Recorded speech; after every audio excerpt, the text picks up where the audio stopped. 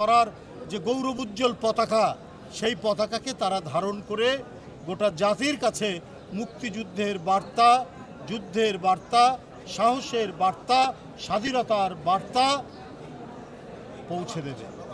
সারা দেশে কমিটি হবে, কাজে কারোর কোনো ইয়ে নাই, সুতরাং অসুবিধা নেই। আপনাদের সামনে তাদের অঙ্গীকার হচ্ছে এরপর থেকে তারা জেলায় জেলায়, উপজেলায় উপজেলায় মুক্তিযুদ্ধ প্রজন্ম দলের তারা কমিটি গঠন করবে এবং কমিটির মাধ্যমে সারা দেশে এই সংগঠনটিকে ছড়িয়ে দেবে। কারণ যারা মুক্তিযুদ্ধ করেছেন সরাসরি উলফাত ভাইরা, তাদের বয়স হয়ে যাচ্ছে।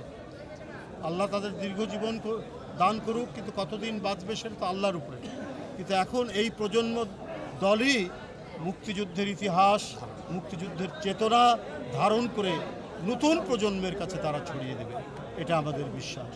বন্ধুরা, আজকে এই বাংলাদেশ আমরা অনেক ত্যাগের বিনিময়ে অর্জিত বাংলাদেশ।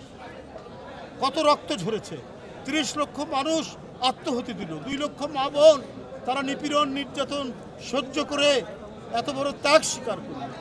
তাকে কি ভোলা যায়? তাদের এই অবদান কি এ জাতি ভুলে যেতে পারে? যদি কেউ কৌশলে ভোলানোর চেষ্টা করে, এ জাতি কোনোদিন ভুলবে না এবং ভুলতে দিবে না। ইসরাত হোসেনরা, মন্ত্রীরা এইটা ভুলতে দেবে না। এটাই হলো অঙ্গীকার, এটাই হচ্ছে তারুণ্যের অঙ্গীকার। আজকে স্বয়ং সম্পূর্ণ হতে হবে আমাদেরকে।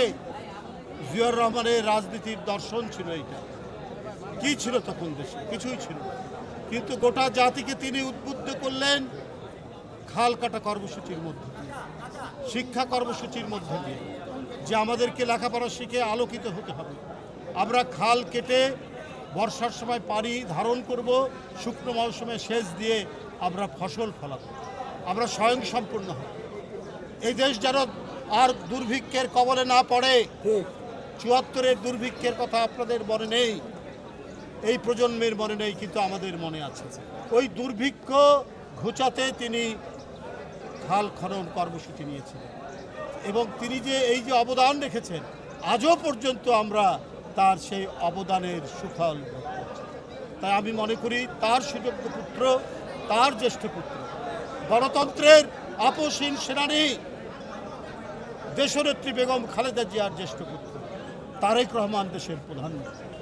তিনি ক্ষমতায় আসার আগে যে অঙ্গীকার করেছেন, যে প্রতিশ্রুতি দিয়েছেন, এবং ক্ষমতায় আসার পর জনগণের ভোটে, জোর করে নয়, একবারই অবাধ সুষ্ঠু নির্বাচন, যার জন্য ১৬ বছর এক দীর্ঘ সংগ্রাম, আত্মদান, গুম খুন, ক্রসফায়ারে এক ভয়ঙ্কর বিভীষিকার মধ্যে বিএনপি হেঁটে গিয়ে অনেক সন্তানকে তারা হারিয়ে দিয়েছে, আমরা গুম হয়ে গেছে, ক্রসফায়ারের শিকার হয়েছে। এত আত্মদানের মধ্যে দিয়ে আমাদের পাওনা যে গণতন্ত্র, আমরা সেটা পেয়েছি জনাব তারেক রহমানের নেতৃত্বে। তার নেতৃত্বে